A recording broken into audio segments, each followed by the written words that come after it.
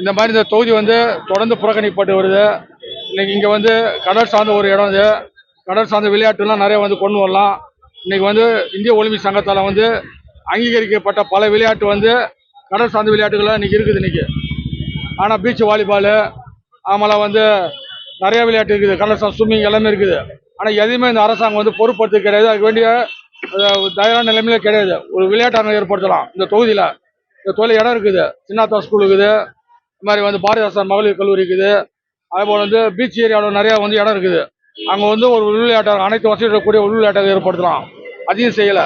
அதே போல் நடைபாதை வசதி நிறையா வந்து சிறுவர் வந்து பெரியவர் வரலாம். அவங்க வந்து நடைபாதை பண்ணுறதுக்கு உடற்பயிற்சி செய்யறதுக்குலாம் வந்து பீச் ஓரத்துலேயே வந்து அனைத்து வசதி இருக்கக்கூடிய ஒரு இடத்த வந்து ஏற்படுத்தணும்.